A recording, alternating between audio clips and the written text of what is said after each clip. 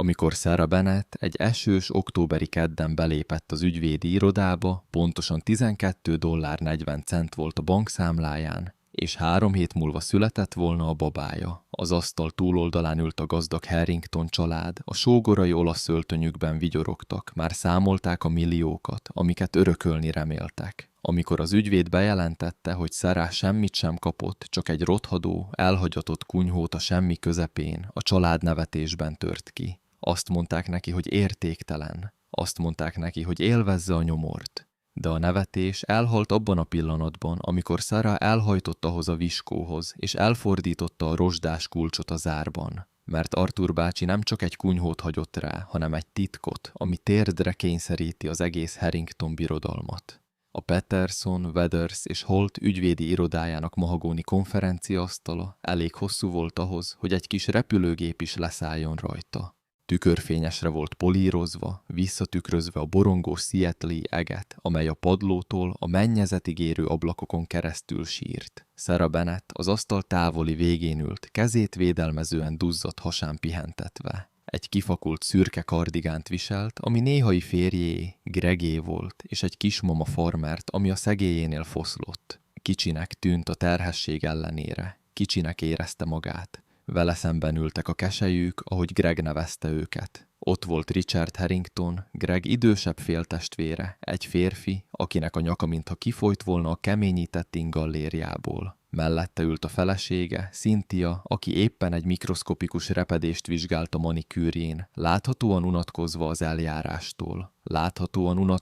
eljárástól. És végül Beatrice néni, a Harrington klán matriarchája, egy nő, aki úgy szorította Gyöngy nyakláncát, mintha attól félne, hogy Sarah átugrik az asztalon és elragadja tőle. Folytathatjuk, Patterson. Richard ugatott, ellenőrizve arany Rolexét. 1 óra múlva teázom a klubban. Mindannyian tudjuk, hogy ez hogyan végződik. Arthur bácsi szenilis volt, de nem volt annyira őrült, hogy ráhagyja a céget. Hüvelykujjával Sarah felé bökött, még csak rá sem nézett. Mr. Patterson, egy férfi, akinek a bőre olyan volt, mint az összegyűrt pergamen, és a szemei túl sok családi kapzsiságot láttak, megigazította a szemüvegét. Megköszörülte a torkát. Arthur Harrington egy határozott szándékú ember volt, Richard. Azt javaslom, hallgasson. Sarah szíve a bordáihoz kalapált. Nem akarta a céget. Nem akarta a milliókat. Csak annyit akart, hogy kifizesse a lakbért.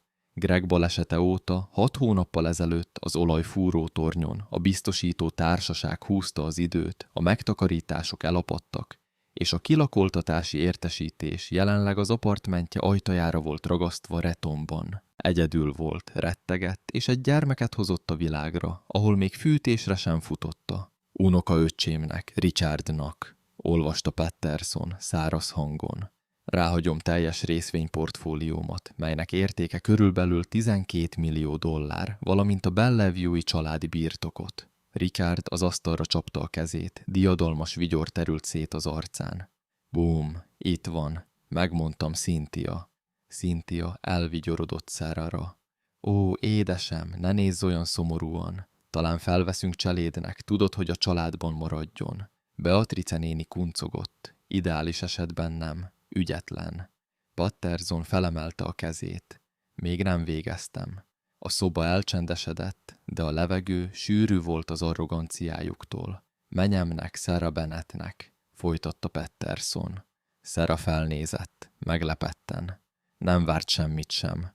A Harringtonek világossá tették, hogy Greg halála óta már nem családtagja. A 449 Black Pine Road címen található ingatlant, közismert nevén a prémvadász kunyhóját, annak tartalmával együtt hagyom rád. A csend 3 másodpercig tartott. Aztán Richard felhorkant. A horkantásból ásítás lett. Beatrice is csatlakozott, egy magas hangú kacajjal. A viskó. Richard letörölt egy könycseppet a szeméből. Ráhagyta a viskót. A termeszelesség halom a vízeséseknél. Istenem, ez gazdag, ez költői. Cynthia előrehajolt, szeme rossz indulattól csillogott. Tudod, Sarah, azon a helyen 1975 óta nincs folyóvíz. Tökéletes neked. Szemétért. 4 hektár használhatatlan, sziklás lejtőn fekszik. magyarázta Richard a szobának, élvezve kegyetlenségét. 5 éve megpróbáltam eladni a fakitermelési jogokat. A favágók nem nyúltak hozzá. Túl meredek. Értéktelen. Szó szerint értéktelen. Ingatlanadót kell majd fizetned egy szeméttelep után. Sara érezte, hogy könnyek szöknek a szemébe, de addig harapta az orcája belsejét, amíg vasízt nem érzett. Nem fog sírni. Nem előttük. Ez minden. Suttogta Sara, hangja remegett. Ez az örökség terjedelme, mondta Patterson, bár szeme furcsa látsággal nézett rá. Egy nehéz, rozsdás vaskulcsot csúsztatott át a fényes mahagónin. Ősi volt, mintha egy börtönből származna. Sara kinyújtotta a kezét, és elvette a kulcsot. Hideg és nehéz volt a tenyerében. Nos, menj csak! Richard elutasítóan intett a kezével.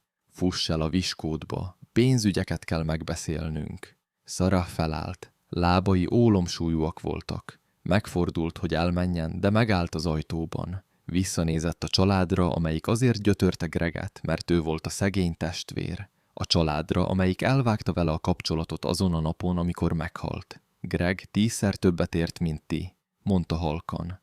Greg halott, csattant fel Richard, arca megkeményedett. És te csődbe mentél. Takarodj! Sara kiment az esőbe. Nem volt nála esernyő. Beszállt egy 2008-as Honda Civicbe, a motor köhögött, ahogy elfordította a kulcsot. Ránézett a benzinszintre, 4. tank. Megnézte a címet, amit az ügyvéd adott neki. 449 Black Pine Road. Rendben, mogyoró. Suttogta a hasához, letörölve az esőt és a könnyeket az arcáról. Ez egy tető. Ez a miénk. Meg tudjuk csinálni. De ahogy behajtott a forgalomba, a hegyek felé tartva, fogalma sem volt, hogy a Harringtonok tévedtek. Arthur bácsi nem volt szenilis. Hosszú távú játékot játszott. Az út 4 órát vett igénybe.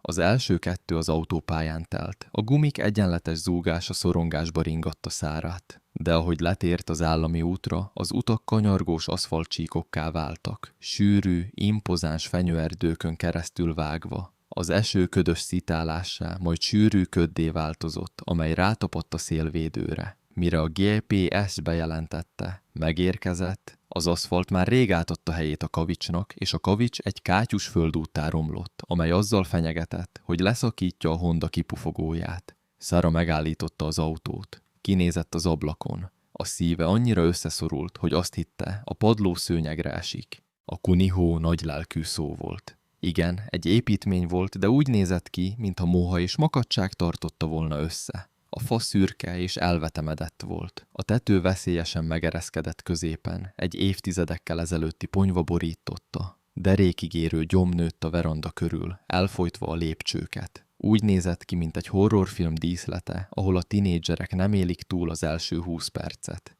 Ó, Istenem! Sóhajtotta Sara. Pánik lángolt fel a mellkasában. Forró, éles szorítás. Mit fogok csinálni? Nincs máshol. A főbérlője péntekig adott neki időt a kiköltözésre. Ez volt az. Kiszállt az autóból. A levegő éles és hideg volt, fenyőtű és nedves föld illatával. Csend volt itt. Mély csend, amelyet csak egy holló károgása tört meg. Szorosabban magára tekerte a kardigánját, és a benőtt ösvényen eljutott a verandára. A lépcsők vészjóslóan nyikorogtak a súlya alatt. Megfogta a korlátot, próbálgatta. Ingatag volt. Óvatosan, kisasszony. Sara felugrott, megfordult. Egy férfi állt az erdő szélén, egy lapátra támaszkodva. Úgy nézett ki, mint egy 60-as éveiben járó férfi, flanellinget és nadrágtartót viselt, arca viharvert volt, mint a régi bőr. Egy bozontos kutya ült a lábánál. Megijesztettél, kapkodta a levegőt Sara, kezét a mellkasán tartva. Nem akartam, mondta a férfi. A hangja rekettes volt, de nem bántó. Gus vagyok, a gerincen lakom. Láttam egy autót feljönni. Senki sem járt itt, mióta az öreg Arthur elhunyt. Sara vagyok, mondta. Én örököltem. Gus felvonta bozontos szemöldökét. A duzzadt hasáról a romos viskóra nézett. Arthur ezt hagyta rád, az az öreg bolond. Furcsa humorérzéke volt. Ez nem vicces. Ez mindenem, ismerte be Sarah, túlfáradtan ahhoz, hogy hazudjon. Gus a földre köpött. Nos, a tetőbe ázik. Ennyit tudok. A kéményeket madárfészkek tömítik el, és a hátsó generátort valószínűleg 5 éve nem indították be. Éjszakára maradsz? Itt akarok élni, mondta Sarah, felkapva az állát. Gus sokáig nézte. Látta a kétségbeesést a szemében, de az acélt is. Lassan bólintott. Rendben. Nos, van száraz tűzifám a teherautómban, és megnézhetem azt a generátort. Nem fagyhat meg egy baba az én felügyeletem alatt. Nem tudok fizetni, mondta Sarah gyorsan. Nincs. Kértem fizetést? Gus morgott. Hozom a fát. Megfordult és elment. Sarah nézte, ahogy elmegy, és egy apró reménysugarat érzett. Visszafordult az ajtóhoz. A fa sötét, nehéz tölgy volt, furcsán masszív a kunyhó többi részéhez képest. Kihúzta a vaskulcsot a zsebéből. Tökéletesen illett a zárba. Katt.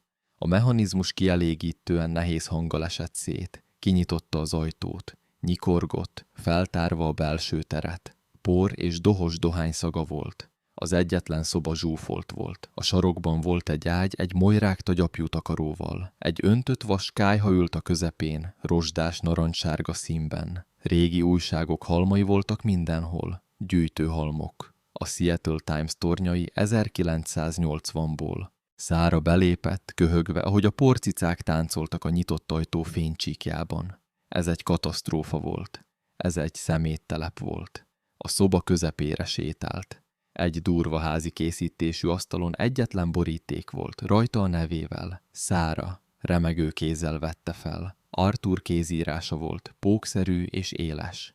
Feltépte. Belül egyetlen indexkártya volt. Sarah csillag. A világ a felszínt nézi. A Harringtonok csak a festéket nézik. Te voltál az egyetlen, aki valaha megkérdezte, hogy vagyok, nem pedig azt, hogy állnak a részvényeim. Csillag. Ne ítéld meg a kunyhót az oldalfal alapján. Tisztítsd meg a padlót. Kezd a szőnyeggel. Arthur bácsi. Sarah összevonta szemöldökét. Kezdje a szőnyeggel. Lenézett. A vastag szennyeződés és porréteg alatt egy fonott szőnyeg feküdt a szoba közepén, közvetlenül a kandalló előtt. Csúnya volt, korommal szennyezett. Felsóhajtott. Rendben, Arthur, kitakarítom a padlót. A következő 2 órát a fészkelő ösztön és a frusztráció rohamában töltötte. Felsepert. A kupac újságot a verandára vonszolta, Talált kint egy vödröt és egy pumpát, ami csodával határos módon hideg barna vizet köpött, ami végül átlátszóvá vált. Mire Gus egy karjafával tért vissza, a főemelet látható volt. Gyorsan dolgozol, morogta Gus, a fát a kályha mellé dobva. Letérdelt, és elkezdte ellenőrizni a kéményt. Szerencséd volt. A kályha épp, csak piszkos. Gus, mondta Sarah, letörölve a verejtéket homlokáról. Arthur sok időt töltött itt.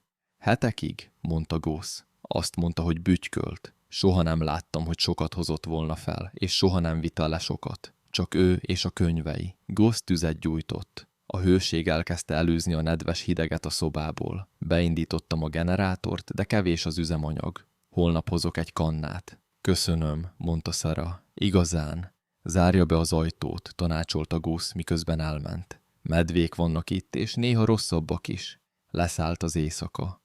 A sötétség a hegyekben abszolút volt. A csend súlyos volt. Sarah a pritchen ült és egy müzli szeletet evett, amit a táskájában talált. A vacsorája. A szőnyegre bámult. Kezdje a szőnyeggel. Felállt a háta fájt. Odament a fonott szőnyeghez, és megragadta a szélét.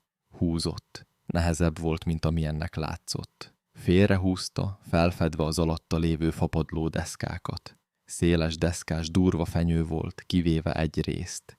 Közvetlenül a padló közepén volt egy négyzet alakú varrat. Ez nem csak egy csapóajtó volt, precíz vágás volt. Nem volt fogantyú, csak egy kis kör alakú mélyedés, egy érme nagyságú. Sarah letérdelt, végig simította ujjait rajta. Emlékezett a kulcstartóra, amit Pettersson adott neki. Ott volt a nagy vaskulcs a bejárati ajtóhoz, de volt egy második tárgy is a kulcstartón, amire nem figyelt. Ez nem kulcs volt. Ez egy kis mágneses kulcstartó volt, mint egy biztonsági token. Belepréselte a kulcstartót a mélyedésbe, kopp, egy mechanikus retesz kioldódott. A padló négyzetes része egy hüvelyknyit felpattant, sziszegve, mintha nyomás alatt lenne. Sára lélegzete elakadt a torkán. Ez nem a 19. és a 100. asztalos munka volt, ez hidraulika volt. Ujjait a perem alá akasztotta, és felemelte. A csapóajtó simán felemelkedett gázrugókon, felfedve egy lépcsőházat. Nem egy rozog a falétra, hanem egy acélból és betonból készült lépcsőház, amely hűvös, LED világítású sötétségbe ereszkedett.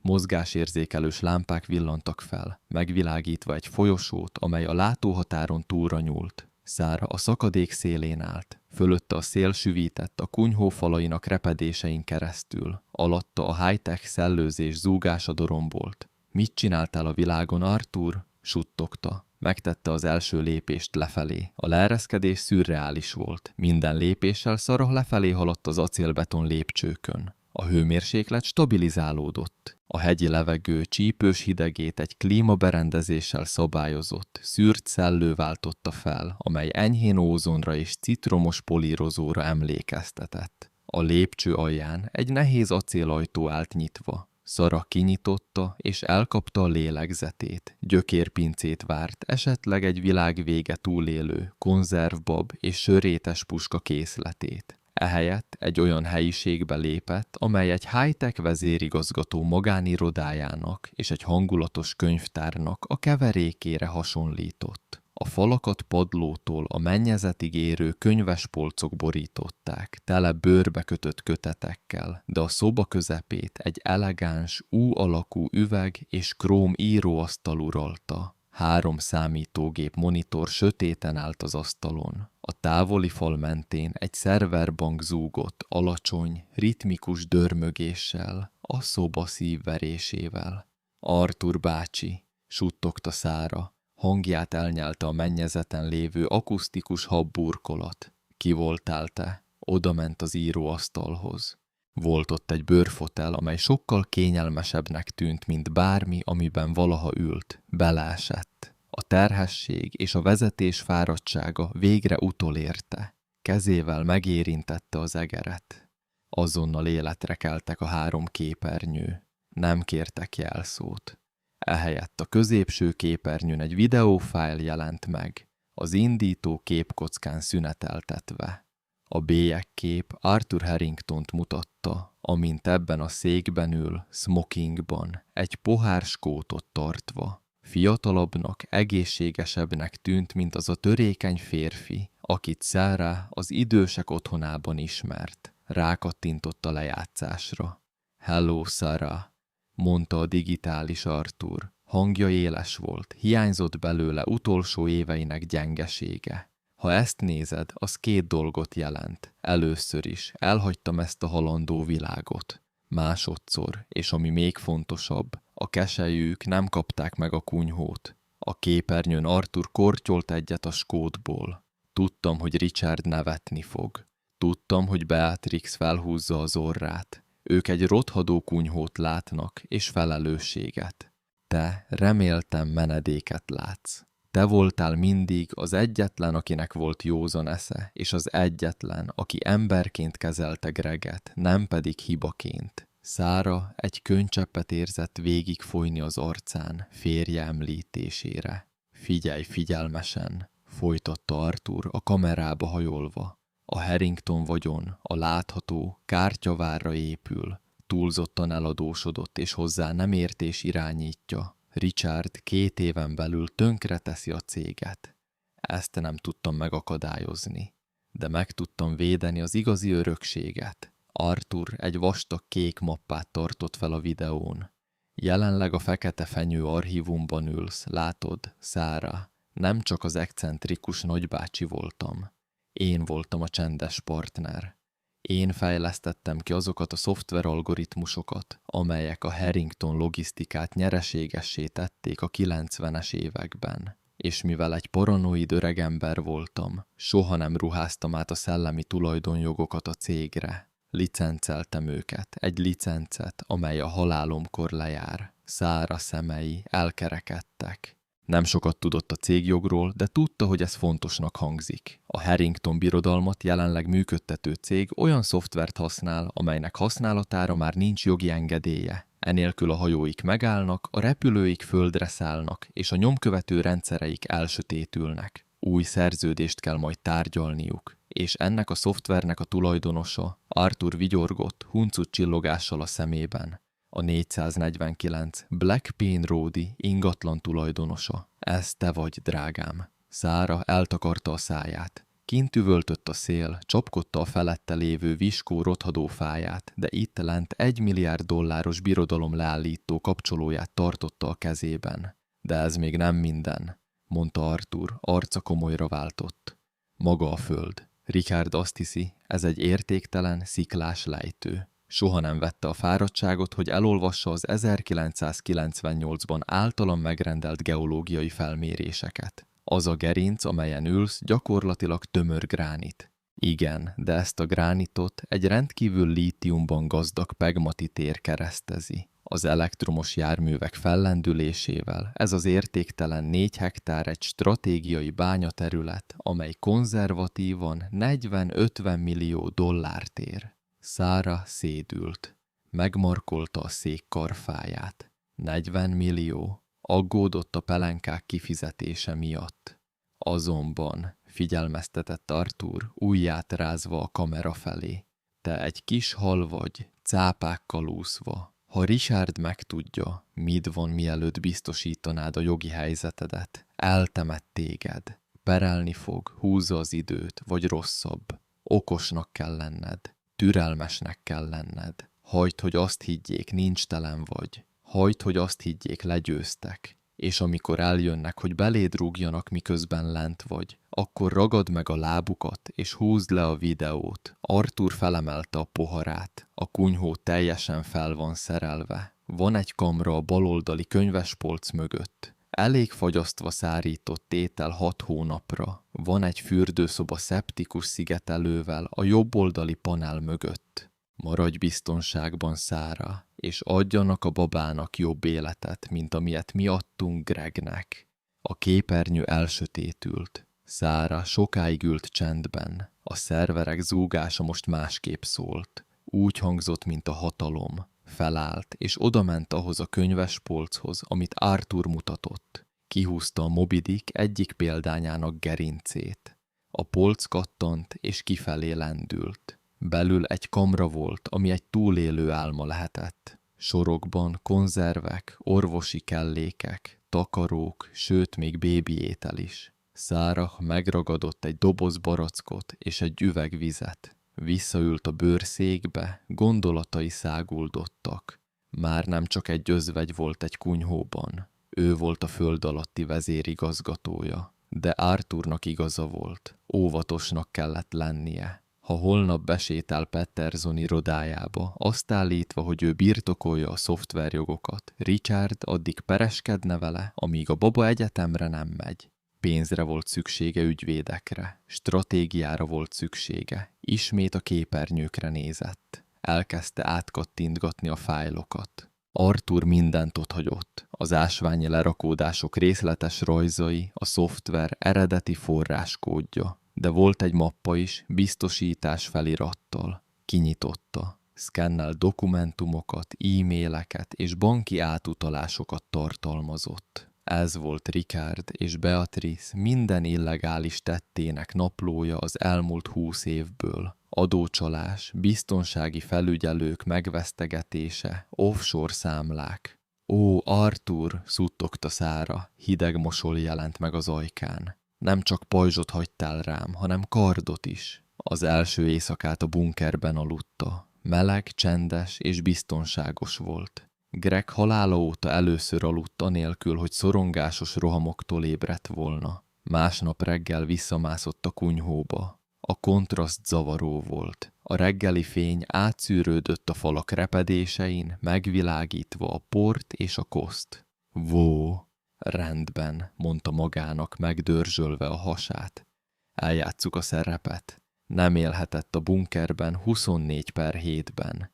Kérdéseket vetne fel, ha Goose vagy bárki más arra járna. Lakhatóvá kellett tennie a kunyhót, és úgy kellett kinéznie, mintha küzdene. A következő 3 napot súrolással töltötte. A kinti vízpumpát használta az ablakok mosásához. Elrendezte a szegényes bútorokat. Otthonná tette, bár szegényes otthonná. A 4. napon egy motor hangja törte meg az erdő nyugalmát.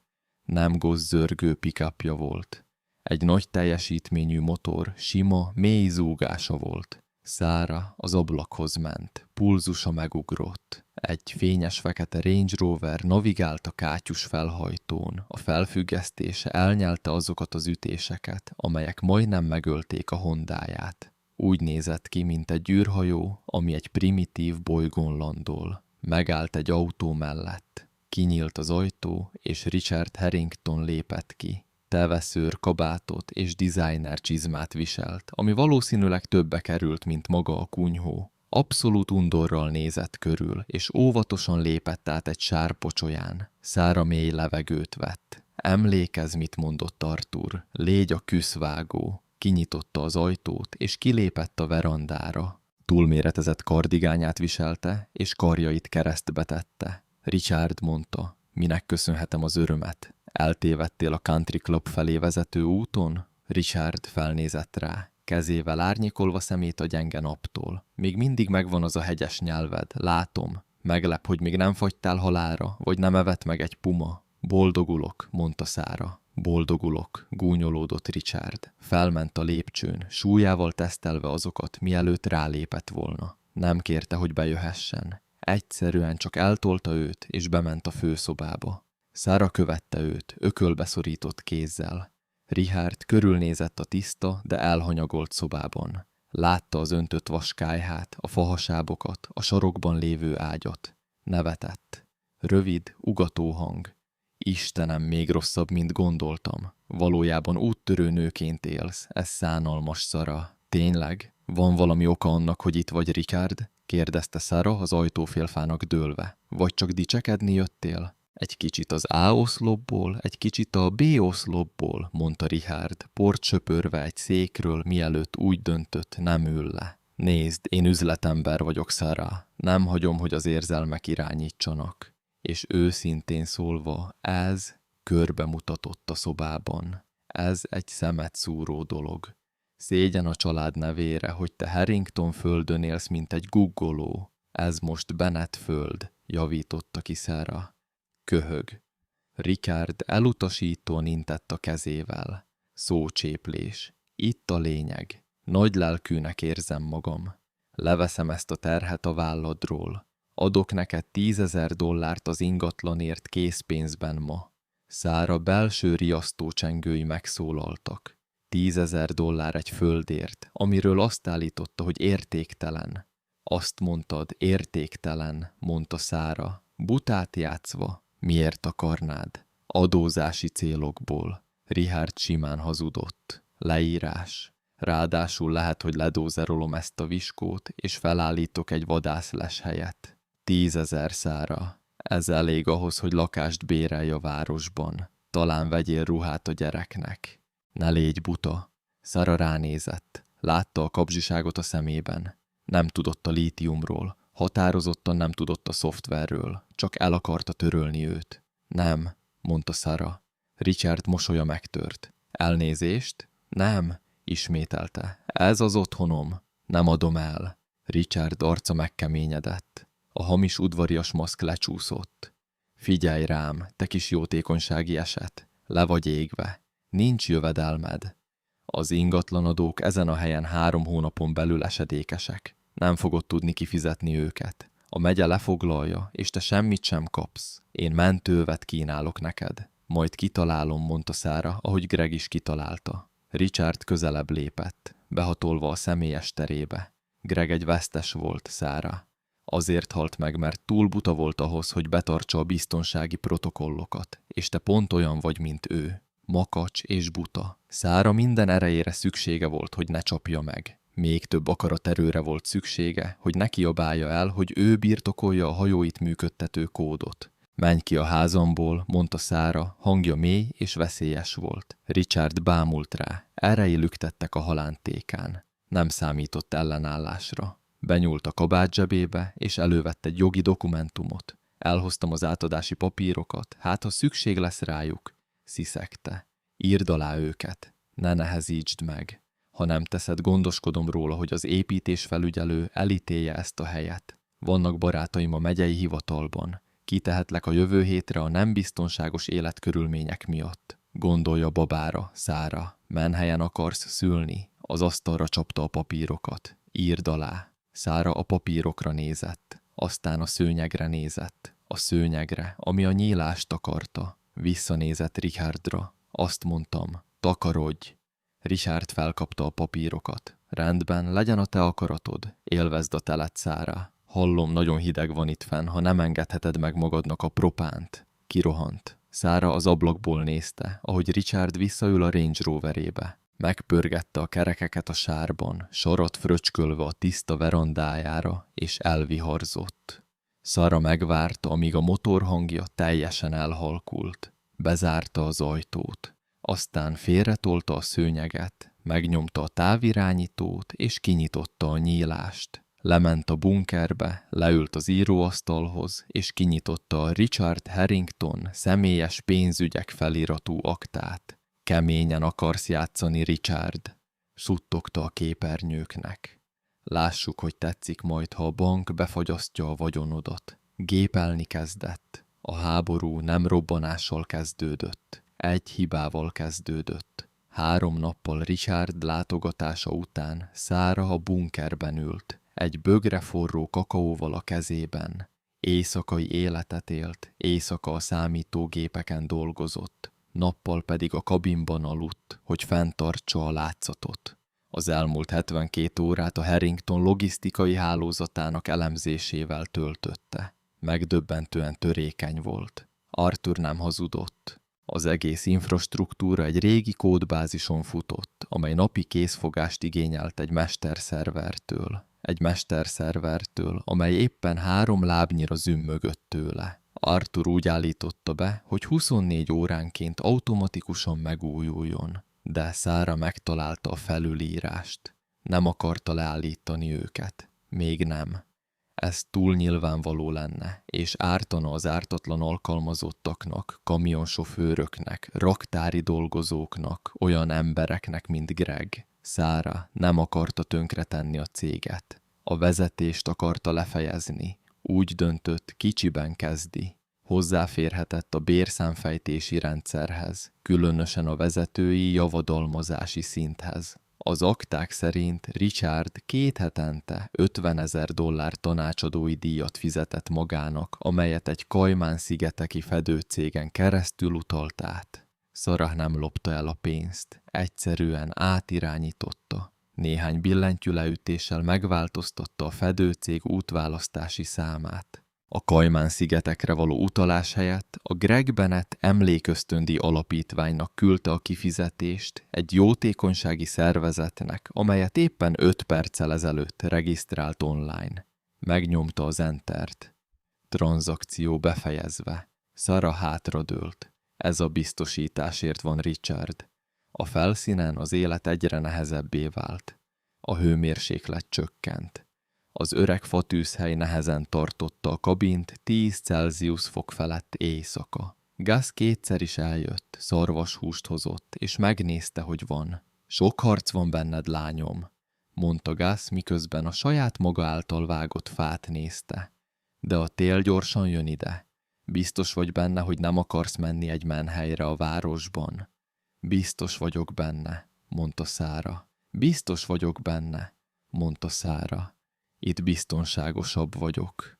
Gus nem is tudta, mennyire igaza volt, de Richard még nem végzett. 1 héttel később egy megyei teherautó gurult fel a felhajtóra. Egy ember kezében vágólappal és védősisakkal kiszállt. Nem nézett ki tipikus ellenőrnek. Idegesnek tűnt. Sarah a verandán találkozott vele. Mrs. Bennett. kérdezte, anélkül, hogy szemkontaktust teremtett volna. Az építési szabályzat betartatásáért felelek. Névtelen panaszt kaptunk szerkezeti instabilitás és nem megfelelő higiénia miatt. Hadd találjam ki, mondta Sarah szárazon. A panasz egy bizonyos Mr. Harringtontól érkezett. A férfi toporgott. Nem fedhetem fel a forrásokat. Meg kell vizsgálnom az ingatlant. Sarah félreállt. Tessék, visszatartotta a lélegzetét. Ha megtalálja a csapóajtót, mindennek vége. A szőnyeget fatüzelésű kályhával, hamutartó vödörrel és egy halom piszkos ruhával takarta le, próbálva természetesnek láttatni. Az ellenőr körbejárt, falakat kopogtatott, a mennyezetet nézte, jegyzetelt. Összevonta a szemöldökét a kályha láttán. Ez a szellőzés nem felel meg a szabályoknak, motyogta. És az alapozás? Látok némi süllyedést. Okokat keresett. Richard azért küldte, hogy elítélje a házat. A szoba közepe felé sétált. Pont a szőnyeg szélén állt. Sarah szíve megállt. A padló egyenetlen itt, mondta az ellenőr. Fellendítette a lábát, hogy meglökje a szőnyeget. Hirtelen hangos dörrenés visszhangzott kintről. Az ellenőr felugrott. Mi volt az? Visszadurranás. Hazudta Sarah gyorsan. Az autómról, azt csinálja. Valójában ez egy figyelemelterelés volt. Sarah egy kis zajcsapdát szerelt fel az erdőben. Egy egyszerű feszítőhúzzal, amely egy nehéz rönkhöz volt csatlakoztatva, ami egy fémlemezbe csapódott volna, ha aktiválódik. Azonban nem ő aktiválta. Hello, a ház! Egy hang dörrent. Gus volt az. Gus kilépett a fák közül. Egy kétcsövű, sörétes puska volt a vállán. Úgy nézett ki, mint egy hegyi szellem. Az ellenőr elsápadt. Ez... Ő itt lakik? Ez a szomszédom, mondta Sarah. Nagyon védelmező. Gus felviharzott a verandára. Ránézett az ellenőrre, majd Sarahra. Azonnal érezte a feszültséget. Minden rendben van itt, Sarah? Ez a városi fiú zavar téged? Csak ellenőrzést végez, Gus. Sarah azt mondta, szerinte a ház nem biztonságos. Gus hunyorogva nézett az ellenőrre. Nem biztonságos? Ez a kunyhó 80 éve áll itt. Kibírta a 96-os hóvihart. Azt mondott, hirtelen össze fog dőlni, mert egy gazdag fickó Bellevue-ban telefonált. Az ellenőr nagyot nyelt. Én csak a protokollt követem. Mondd meg a főnöködnek, mondta Gus, hangját morajlóra halkítva. Hogyha el akarja ítélni ezt a házat, jöjjön fel ide maga, de mondd meg neki, hogy az út veszélyes. Az embereknek defektet kapnak, néha eltévednek. A fenyegetés homályos, de hatékony volt. Az ellenőr valamit firkált a jegyzett tömbjére. Azt hiszem, eleget láttam. Az ellenőr dadogott. Határeset. Figyelmeztetést adok ki.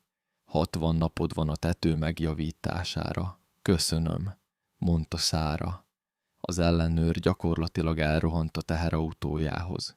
Amikor elment, Sarah a korlátnak dőlt. Köszönöm, Gus. Harrington? Kérdezte Gus, dohánylevet köpve a gyomokba. A bátyja. Sarah azt mondta, kitalálta. Gus azt mondta, Arthur gyűlölte őt. Azt mondta, pióca lelke van. Vigyázz a hátadra, Sarah. Az ilyen férfiak nem állnak meg csak azért, mert egy építésfelügyelő megijed. Sarah bólintott. Tudom, készen állok.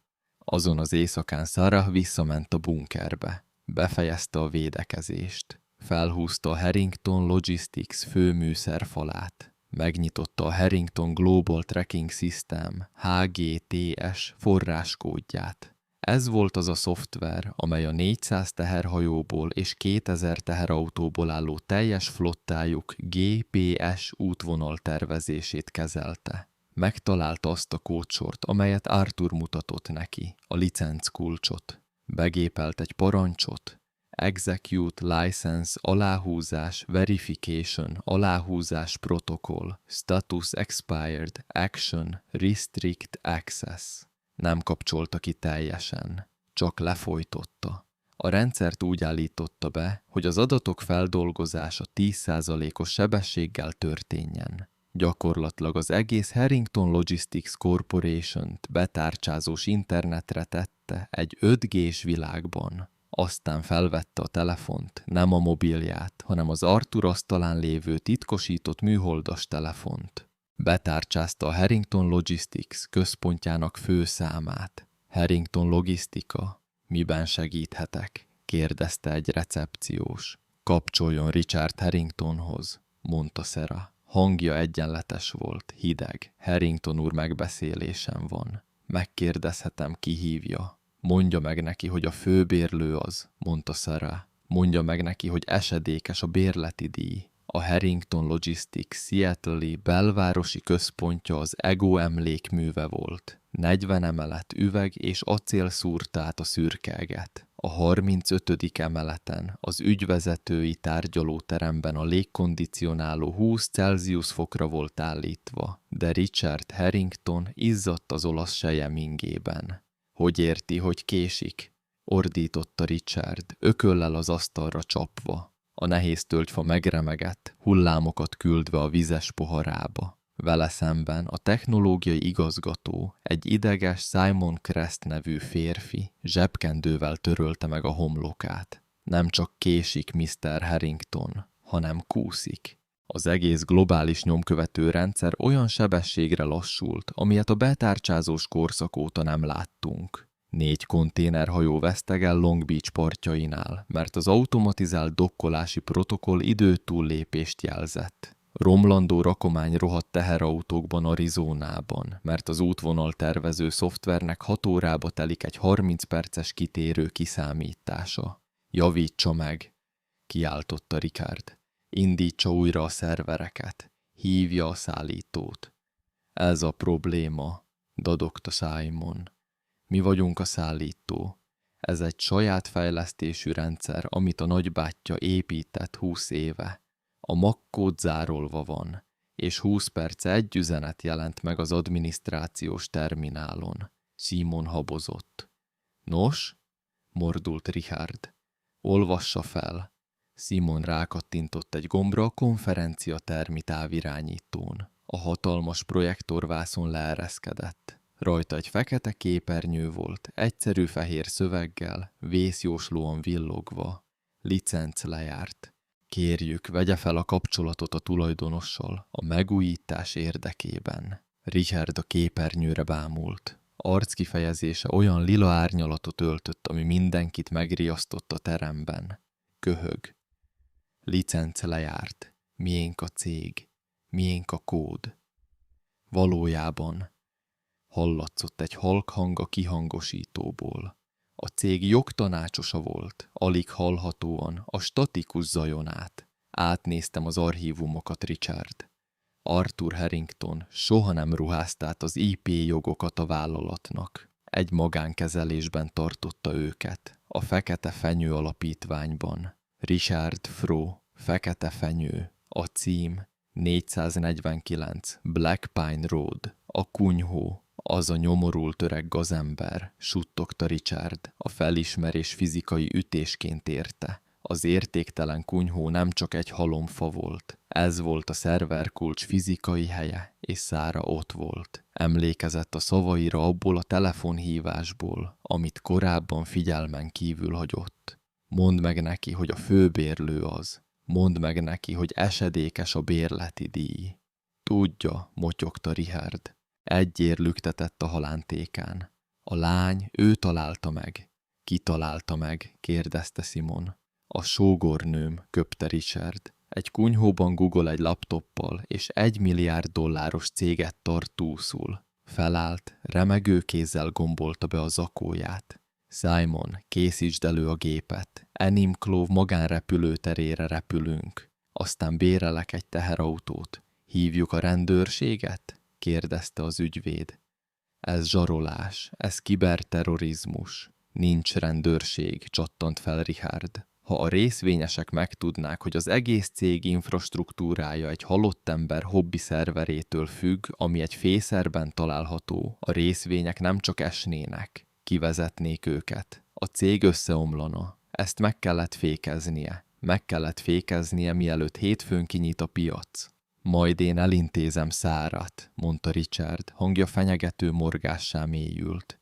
Főbérlőt akar játszani. Megmutatom neki, mi történik, ha megpróbálja kilakoltatni Harringtont. Vissza a kunyhóba, a hangulat feszült, de elektromos volt. Szára a bankerben ült és figyelte a káoszt a monitorokon. A Harrington Logistics részvényárfolyama vörösen vérzett. 3 óra alatt 14%-ot esett. A híradások példátlan logisztikai hibákról számoltak be a nyugati parton. Szára hányingeres görcsöt érzett a gyomrában. Ez valóságos volt. Ő okozta ezt. Jól vagy lent? Gus hangja recsegett a walkie-talkien, amit adott neki. Szára megragadta a kézi beszélőt. Jól vagyok, Gus. Csak nézem, ahogy ég a tűz. Nos, tartsd nyitva a szemed, figyelmeztetett Gus. Lent voltam a vegyesboltban. Láttam egy fekete helikoptert átrepülni a gerinc felett körülbelül 20 perce. Alacsonyan, jövök feléd. Szára vére megfagyott. Egy helikopter. Ellenőrizte a kerületi kamerákat, amiket Arthur telepített. Szemcsés, fekete-fehér felvételek rejtőztek a fák között. Még semmi. De ismerte Ricardot. Nem hívná a zsarukat. Túl arrogáns volt, és túl sok titka volt, amit el kellett rejtenie. Ő maga jönne, és súlyosan jönne.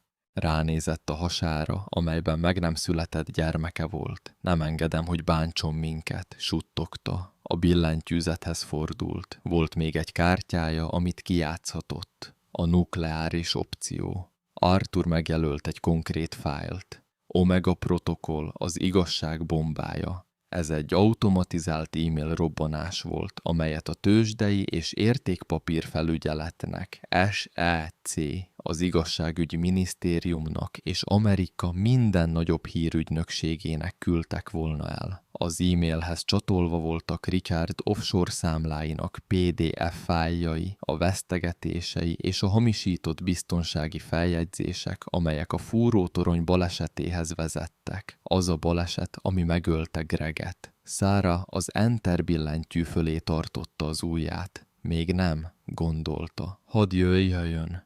Látni akarom a tekintetét, amikor rájön, hogy vesztett. A közelségi riasztó csipogott. Szára a monitorra nézett. Egy hatalmas, egyedi Ford F-150 feketére festve száguldott fel a földúton, áttörve a sárpocsolyákon. Centiméterekre állt meg a verandától. Richard kiugrott. Nem volt egyedül. 2 nagy darab férfi sötét taktikai felszerelésben követte. Magánbiztonsági verőlegények. Nem voltak rendőrök. Bérelt izomemberek voltak. Feszítő vasuk volt. Szára felállt. Mély levegőt vett. Felvette a műholdas telefont, és tárcsázott egy számot, amit Arthur fájljaiból memorizált. Szövetségi nyomozó iroda, Seattle-i területi iroda. Válaszolta egy hang. A nevem Sarah Bennett, mondta tisztán. A Fekete Fenyőút 449-nél vagyok. Bizonyítékaim vannak a Harrington Logistics-szel kapcsolatos hatalmas vállalati csalásról, és jelenleg a cég vezérigazgatója támad engem. Azonnali segítséget kérek. Asszonyom, közvetlen veszélyben van. Hamarosan. Sarah azt mondta. Kérem, siessen. Fordult. Letette a telefont. Nem maradt a bunkerben. Ha nem találták meg, felgyújthatták a kunyhót. Fel kellett tartania őket. Felsétált a lépcsőn, maga mögött bezárta a csapóajtót, de a szőnyeget ferdén hagyta. Azt akarta, hogy lássák. Kilépett a verandára, épp akkor, amikor Richard felért a legfelső lépcsőfokra. A szél most már üvöltött, viharfront közeledett, hópihék táncoltak a levegőben. Szára. Richard sikított, arca eltorzult a dühtől. Nyisd ki az ajtót, old fel a rendszert. Behatolsz, Richard, mondta Szára. Hangja remegett, de hangos volt. Behatolás. Richard nevetett. Mániákus, kibillent hang. Visszaveszem, ami az enyém. Fiúk, törjétek be az ajtót. A 2 férfi feszítő vassal lépett előre. Várjatok, kiáltotta Sarah. Ezt nem akarjátok megtenni. És miért nem? Richard gúnyosan nézett. Azt hiszed, megállíthatsz? Terhes özvegy vagy $12 a neveden. Én vagyok a szoftverlicenc tulajdonosa, és én vagyok a föld tulajdonosa, és én tudok a Kajmán-szigeteki számlákról. Richard megdermedt, az arca olyan gyorsan elfehéredett, mintha egy hulla lenne. Intett a férfiainak, hogy álljanak meg. Mit mondtál? Láttam a fájlokat, Richard, mondta Sarah, szorosan magához szorítva a kardigányát a hideg ellen. Láttam, hogyan terelted a biztonsági költségvetést a személyes titkos alapodba. Láttam az e-maileket, amelyekben jóváhagytad a hibás berendezést az olajfúró toronyhoz. Megölted Greget. Megölted a saját testvéredet, hogy spórolj néhány fillért. A csend a hegyen fülsiketítő volt. Richard szemei holtan meredtek. A pánikot hideg, gyilkos elszántság váltotta fel. Túl mélyre ástál, Sarah, mondta halkan. El kellett volna fogadnod a 10 000.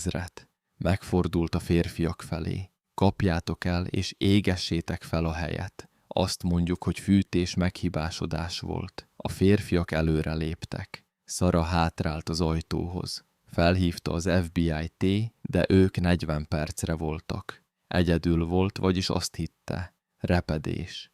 Egy lövés visszhangzott a völgyben. Az egyik biztonsági őr felkiáltott, és elejtette a feszítő vasát. Por robbant a csizmája közelében. A következő egy lábújat visz le. Gus kilépett a fatároló mögül. Ezúttal nem a régi puskát tartotta. Egy nagy teljesítményű vadászpuskát tartott távcsővel, és mögötte, a fák közül előbújva, mint szellemek, 4 másik férfi, helyi favágók és vadászok, viharvert arcú és kemény tekintetű férfiak. Úgy tűnik, ti városiak bajban vagytok az irányokkal, kiáltotta Gus, miközben felhúzta a puska zárját. Ez itt magánterület, kik vagytok? Sikoltotta Richard vadul körbenézve. Letartóztatom magukat. Mi vagyunk a szomszédok, köpte Gus. És ezekben a hegyekben vigyázunk a mieinkre. Ha megfenyegetsz egy terhes nőt, a gerincnek felelsz. Richard a bérelt izomemberére nézett. Az őrök az 5 fegyveres helyére néztek. Lassan leengedték a feszítő vasaikat. Harrington úr, az egyik őr, azt mondta, nem kapunk elég fizetést egy lövöldözésért a helyiekkel. Végeztünk. Ti gyávák, visította Richard, de a dagály megfordult, és ekkor szirénák hangja vágott át a szélben. Nem egy sziréna, sok. Kék és piros fények villogtak a hófette fenyőkön a domb alján. Sarah előre lépett. Vége, Richard. A patthelyzet nyögéssel, nem robbanással ért véget. Amikor az FBI konvoja felküzdötte magát a sáros úton, Richard Harrington megpróbálta előhúzni a tudja ki vagyok kártyát. Üvöltött az ügynökökkel, azzal fenyegetőzve, hogy elveszi a jelvényeiket. Azt mondta nekik, hogy Sarah hacker, terrorista. A vezető ügynök, egy magas nő, Miller ügynök, egyszerűen csak hallgatta a dühöngését, aztán Sarahra nézett. Bennett asszony? Kérdezte Miller. Bent a szőnyeg alatt Sarah Miller ügynököt és Richardot, aki most már megbilincselve volt, nagy megdöbbenésére, a kabinba vezette. Köhög, visszahúzta a szőnyeget. Megnyomta a távirányítót. A csapóajtó sziszegve kinyílt. Richard álla leesett. A megvilágított lépcsőház mélységébe bámult. Mi ez? Ez? Mondta Sarah, a szemébe nézve. Az, amit Arthur csinált, amíg te golfoztál. Leereszkedtek a bunkerbe. Miller ügynök szeme elkerekedett, amikor meglátta a szerverbankot. Istenem, motyogta Miller. Ez kifinomult. Sarah az asztalhoz sétált. Előhívta az evidence aláhúzás fal aláhúzás compile.pdf fájlt. Itt van a papírnyom, mondta Sarah. Ez bizonyítja, hogy Richard Harrington 10 év alatt $40 millió sikkasztott el. Ez bizonyítja, hogy megvesztegette a biztonsági ellenőröket azon a fúrótornyon, ahol a férjem meghalt. És ez bizonyítja, hogy csalta a részvényeseit. Richard küzdött a bilincsei ellen. Ez hazugság. Ez koholt. Ez koholt. Az a számítógép egy deepfake. Sarah pedig folytatta, őt figyelmen kívül hagyva. Ha megnézi a baloldali képernyőt, látni fogja a Harrington Global Tracking System aktív licencszerződését. A szoftver, ami a cégét működteti. Arthur Harrington nevére van bejegyezve, és jogilag rám hagyományozta. Begépelt egy parancsot. A képernyő felvillant. Rendszersebesség 100%. Szolgáltatás visszaállítása. Épp most kapcsoltam vissza a logisztikai hálózatot, mondta Sarah, mert nem akarom, hogy a kamionsofőrök elveszítsék a munkájukat csak azért, mert a főnökük bűnöző. Miller ügynök a képernyőn lévő pénzügyi dokumentumokat nézte. Néhány oldalt átgörgetett, arca megkeményedett. Mr. Harrington, mondta Miller felé fordulva. Joga van hallgatni. Erősen javaslom, hogy éljen vele. Richard összeesett. Kiszállt belőle a harc. Ránézett Sarahra, először nézett rá igazán. Nem látta többé a szegény terhes özvegyet. Azt a nőt látta, aki épp most mattolta le. Miért? Suttogta. Kérhetett volna pénzt. Köthettünk volna üzletet. Kinevettél engem? Mondta Sarah halkan. Kinevetted Greget. Azt hitted, semmik vagyunk. De egy dolgot elfelejtettél, Richard. Mit? Arthur szeretett minket. És utált téged. Ahogy az ügynökök elvitték Richardot, Sarah hátradőlt a bőrfotelben. Éles rúgást érzett a hasában. Rendben van, mogyoró, suttogta. Végre kicsordultak a könnyei. Apa most már biztonságban van. Igazságot szolgáltattunk, de volt még egy csavar.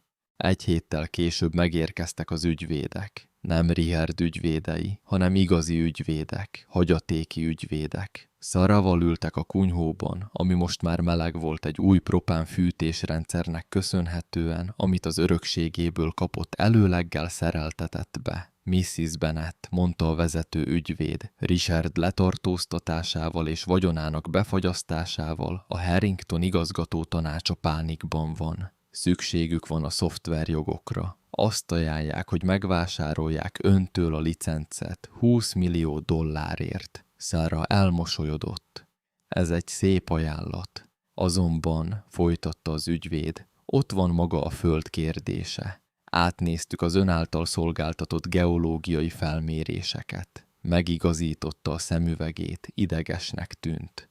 A lítium lelőhely, mondta, jelentős. Egy bányászati konglomerátum már felvette a kapcsolatot.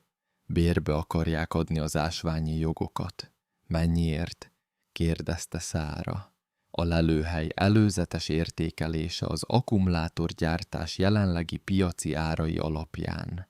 Az ügyvéd elhallgatott. Körülbelül $65 millió 10 év alatt. Sarah kinézett az ablakon. Látta, hogy Gus sétáltatja a kutyáját a fák mentén. Látta a Cascades hófötte csúcsait. Összesen $85 millió, $12.40 sétált be Patterson irodájába. Nem adom el a földet, mondta Sarah határozottan. Bérbe adom a bányászati jogokat, de csak akkor, ha föld alatti kitermelést végeznek. Nincs külszíni fejtés. Megtartom a kunyhót, és a felszíni jogok is nálam maradnak. Természetesen, mondta az ügyvéd. És a szoftver? Eladom a szoftvert az igazgató tanácsnak, mondta Sarah. Egy feltétellel. Nevezze meg. Át kell nevezniük a céget. Az ügyvéd pislogott. Mire nevezzék át? Sarah elmosolyodott. Bennet logisztika. 6 hónappal később. Megérkezett a tavasz a Cascadesbe. A vadvirágok lila és sárga színben robbantak szét a gerinc mentén. A sár felszáradt, helyét buja zöld fű vette át. A 449 Black Pine Road-i kunyhó másképp nézett ki. A rothadó burkolatot gyönyörű, kezelt cédrusra cserélték. A tető új rézből készült. Egy nagy terasz nyúlt ki a lejtő fölé, lélegzetelállító kilátást nyújtva a völgyre, de a kunyhó szíve, a durván faragott gerendák, az öntött vaskályha, a szőnyeg alatti csapóajtó megmaradt. Szára a teraszon ült egy hintaszékben. Karjaiban, puha kék takaróba csomagolva, Arthur Artie Bennett baba feküdt. 3 hónapos volt, apja szemével és nagybátyja kíváncsiságával. Egy autó gurult fel a burkolt, igen, végre burkolt felhajtón. Cynthia Harrington volt az. Másképp nézett ki. Eltűntek a designer öltönyök és az arrogáns gúny. Egyszerű nadrágot és blúzt viselt. Fáradtnak tűnt. Richard 15 éves börtönbüntetését töltötte szövetségi börtönben. A kormány lefoglalta a Bellevue birtokot. Cynthia egy tacomai lakásban élt, recepciósként dolgozott. Habozva lépett fel a lépcsőn. Sarah, mondta Cynthia. Cynthia, válaszolta Sarah, anélkül, hogy felállt volna. Megigazította a takarót Artie körül. Ezt hoztam, mondta Cynthia. Egy kis dobozt tett az asztalra, az Gregé volt. Megtaláltam Richard széfjében. Nem tudom, miért tartotta meg. Talán egy trófea, de neked kellene, hogy legyen. Sarah kinyújtotta a kezét, és kinyitotta a dobozt. Benne volt Greg ezüst órája, az, amit viselt, amikor elindult a fúrótoronyhoz. Könnyek szúrták Sarah szemét. Megszorította az órát. Köszönöm. Cynthia elidőzött. Nézte a gyönyörű házat, a békés erdőt, a babát. Olyan buták voltunk, suttogta Cynthia.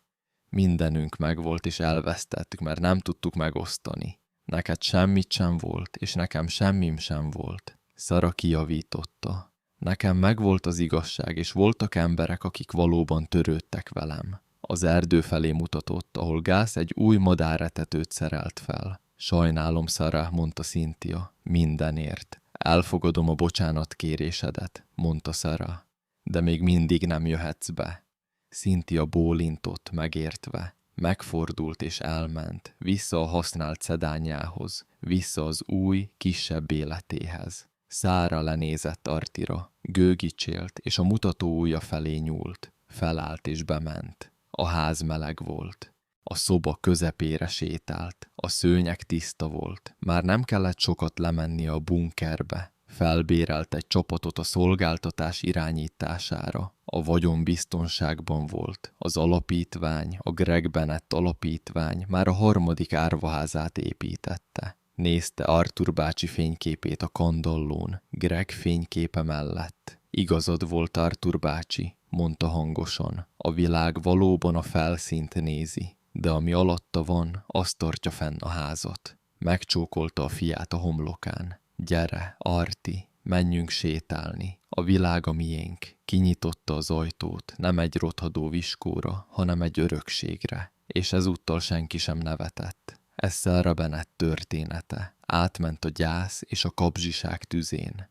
És nem csak túlélte, egy királyságot épített a hamvakon. Ez emlékeztet arra, hogy az igazi érték nem mindig látható a felszínen. Néha a legértékesebb dolgok, mint a bátorság, a hűség, és igen, még a lítium is mélyen el vannak temetve, várva a megfelelő személyre, hogy megtalálja őket. A Harringtonok gyengeségnek tartották a szegénységet. A nehéz úton tanulták meg, hogy egy nő, akinek nincs veszíteni valója, a legveszélyesebb ellenfél. Mit tettél volna, ha megtalálod azt a csapóajtót? Elvetted volna a pénzt, vagy harcoltál volna az igazságért, mint Sarah? Írd meg kommentben alább. Ha tetszett ez a bosszú és megváltás története, kérlek, nyomd meg a like gombot. Ez nagyon sokat segít a csatornának. És ne felejtsd el feliratkozni és megnyomni az értesítési harangot, hogy soha ne maradj le egyetlen történetről sem. Jövő héten egy új rejtély érkezik, amit nem akarsz majd kihagyni. Köszönjük, hogy megnézted.